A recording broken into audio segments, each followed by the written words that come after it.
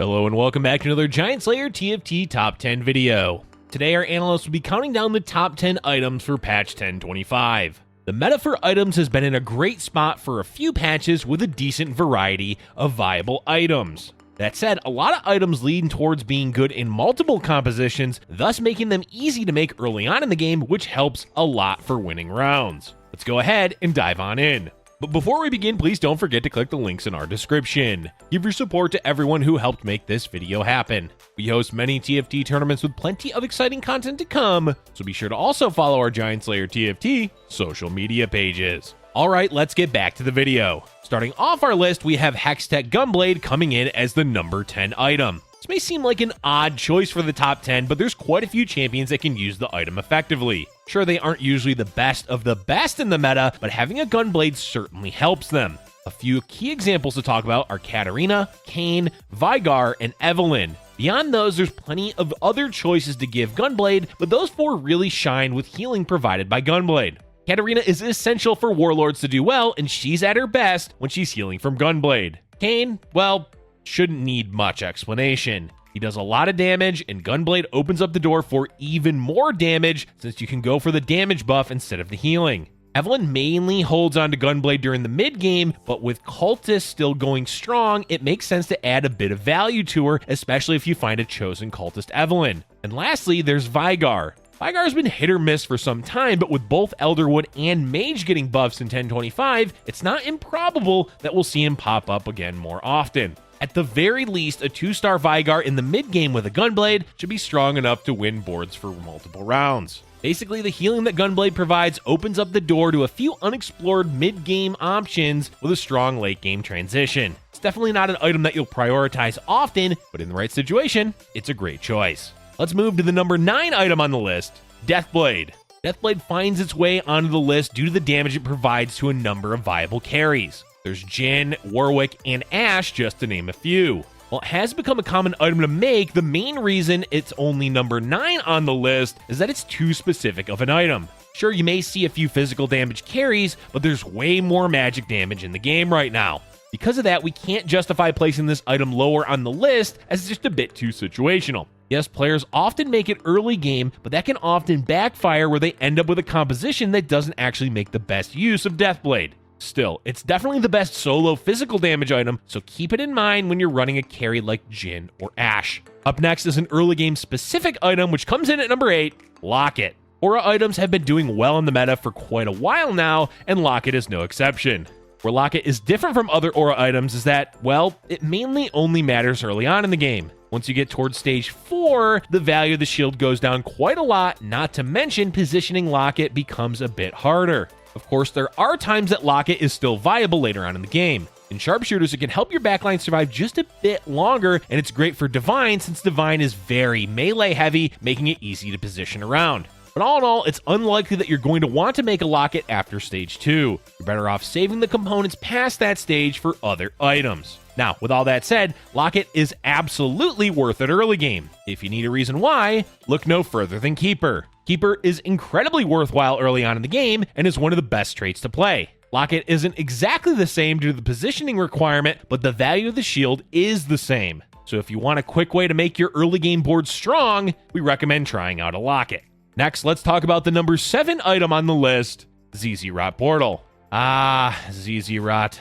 What a fun item this is ever since they added the taunt to it. And really, that's why we're recommending this as a top item, since there's a lot of ways that you can utilize it. The most obvious is using it to catch assassins or shade units jumping onto your backline. But there's more ways that you can use it than just that. One of those is simply doing the opposite of the norm. Give ZZ-Rot to an assassin that you want to cast early on in a fight, and enjoy as the enemy backline targets them and complies with your plans. In particular, it works well with Katarina or Pyke, although be careful about giving it to Kat if you don't have other items to keep her alive since she can be quite squishy. And of course, another way to use ZZ-Rot is on the front line. It's not as effective as it once was in disrupting melee units, but it can still be used to manipulate the enemy front line a tiny bit. Try positioning the unit holding ZZ-Rot in various ways to see how you can make full use of the taunt. Lastly, there's the early game value of ZZ-Rot. They did lower the attack damage of the construct, so it's not as scary as it once was, but it still provides a ton of health for your early game board, which makes it worthwhile to slam when you have the components.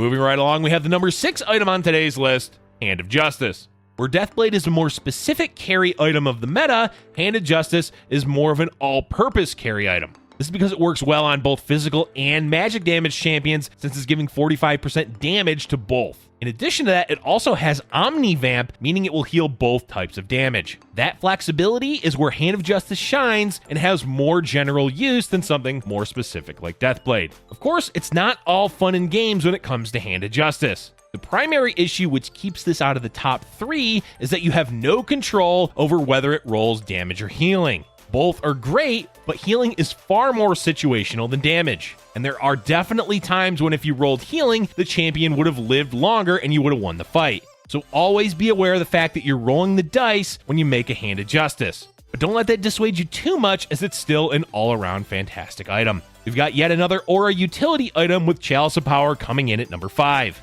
Since Aura items have already been talked about, let's focus on what makes Chalice such an all-around great item. There's really no grand reason for why it's good. The simple reason is that you're giving 3 units a ton of extra spell power for the cost of just 1 item. And since it only affects 3 units, you can position it much easier than lock it. Increasing spell power is always useful because even if it doesn't directly affect the damage of a champion's ability, it will increase other aspects. Warwick, for example, gets increased attack speed from spell power. Or another example is Jhin, who will do more damage on his 4th shot if you give him bonus spell power. So there's almost never going to be a situation where you won't be able to find value from using a Chalice. Early game, having 35 additional spell power on 3 units is quite a lot. It's a lot early game, and it's still a lot late game, which is why Chalice is such a common item to make.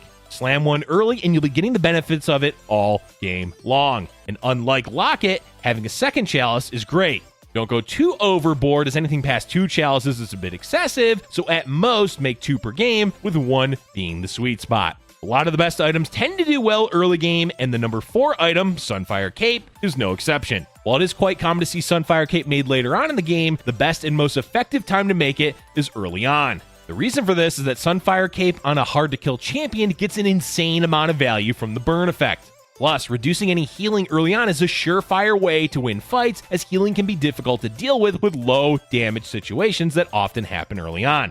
Later on in the game, the value of the damage that Sunfire provides does go down by a lot, but having healing reduction is always going to be useful. Especially if Warwick continues to be a part of the meta, shutting down at least some of his healing is essential in dealing with him. The other benefit of Sunfire is that it does give decent defensive stats, meaning your tanks are just a bit more tanky. Let's move into the top 3 items, beginning with Quicksilver, which comes in at number 3. Unless the mid-season update for Set 4 takes away a lot of the crowd control, it's pretty likely that Quicksilver will always remain a relevant item. It's just too darn good to give to a carry champion that you don't want to get CC'd at the start of a fight. They could nerf it into oblivion, but Quicksilver is a necessity for this set.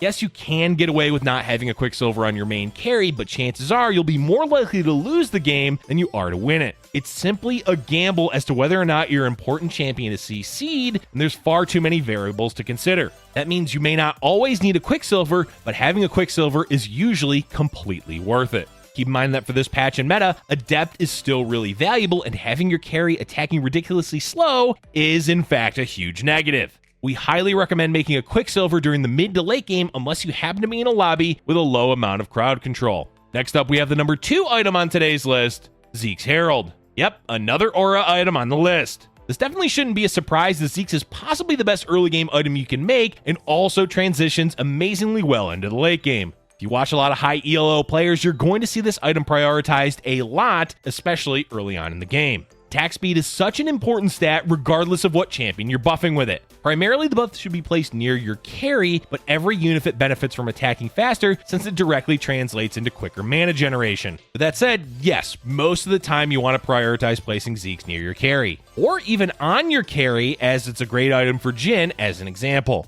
And the number 1 item on today's list is Runan's Hurricane.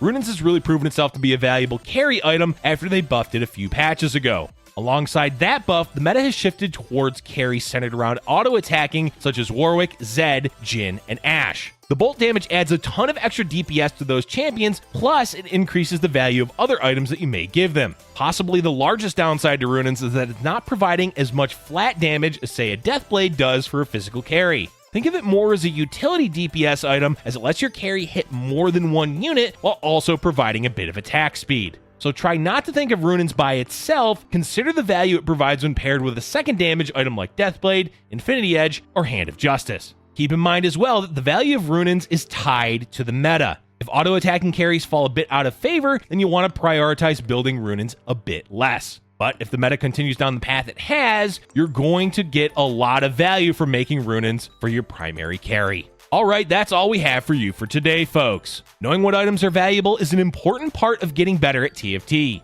It's especially important to know what items are good early game, since that can affect the rest of your game quite a bit. By making all-around useful items early on, you're not only losing less health, you're also securing a better mid and late game. Let us know in the comment section below what items you're favoring in the current meta. Thank you for watching, and if you're enjoying our content, be sure to hit the like button and subscribe for future Giant Slayer TFT videos.